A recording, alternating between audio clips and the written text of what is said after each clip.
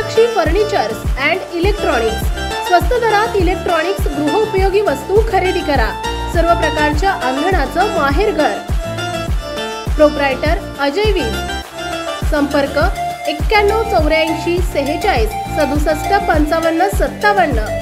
आमचा पत्ता रामजी सेलिब्रेशनच्या बाजूला चिखली रोड 33 केवी पॉवर हाऊस समोर बुलढाणा।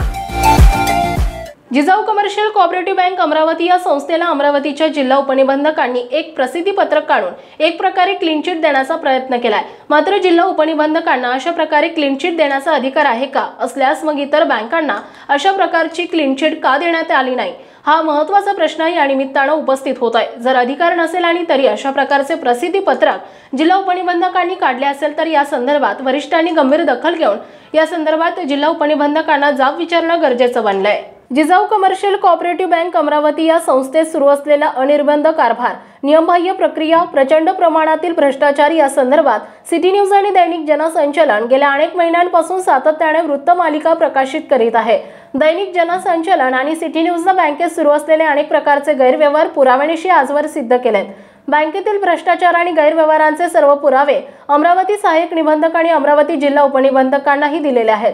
खरे तर हे काम पत्रकारांचं नाही, परंतु जेव्हा शासकीय यंत्रणा ठरवून ढिसाळपणा करते त्यावेळी जनतेचा एक जागता प्रहरी म्हणून सिटी न्यूज आणि दैनिक जनसंचालनच्या वतीनं हे सर्व करण्यात आले। एवढंच नाही तर सातत्याने सहाय्यक निबंधक आणि जिल्हा उपनिबंधकांकडे पाठपुरावा करून या प्रकरणी लवकरात लवकर कारवाई करण्याची मागणीही करण्यात आली आहे। या सर्व तक्रारींवर जिजाऊ बँकेचे अध्यक्ष अविनाश कोठाळे आणि त्यांच्या काही संचालकांच्या विरोधात कठोर कारवाई करणे अपेक्षित होतं, परंतु असे न होता काही दिवसांपूर्वी जिल्हा उपनिबंधकांनी थेट एक प्रसिद्धी पत्रक काढलं आणि जिजाऊ कमर्शियल कोऑपरेटिव्ह बँकेची स्थिती उत्तम असल्याचं प्रशस्ती पत्र दिलं।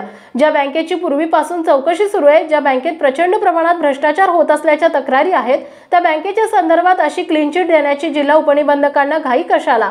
या प्रकारामुळे हे स्पष्टपणे दिसून येते की महाभ्रष्टाचारी अविनाश कोठाळे आणि अमरावती जिल्हा उपनिबंधकांचा अर्थपूर्ण संबंध आहेत। काही दिवसांपूर्वी 2023 ला जिजाऊ बँकेच्या आमसभेत प्रचंड राडा झाला होता। एका महिलेने तिच्या वडिलांच्या खात्यातून लाखो रुपये परस्पर बँक प्रशासनाने काढून घेतल्याचा आरोप केला होता।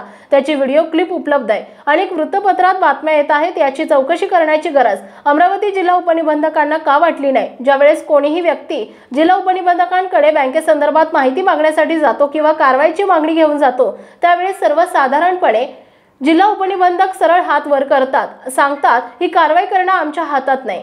जिजाऊ कमर्शियल कोऑपरेटिव्ह बँकेसंदर्भात कोणतीही माहिती प्रसिद्धी माध्यमांना देण्यास जिल्हा उपनिबंधक टाळाटाळ करत असतात। अशा वेळेस अशा प्रकारचे प्रसिद्धी पत्रक काढून बँकेला क्लीन चिट देण्यामागे जिल्हा उपनिबंधकांचा उद्देश तरी काय? जिल्हा उपनिबंधकांचे भ्रष्टाचारी कोठाळे यांच्याशी नेमके काय साटेलोटे आहे? या संदर्भात लवकरच दैनिक जनसंचालन आणि सिटी न्यूज खुलासा करेल।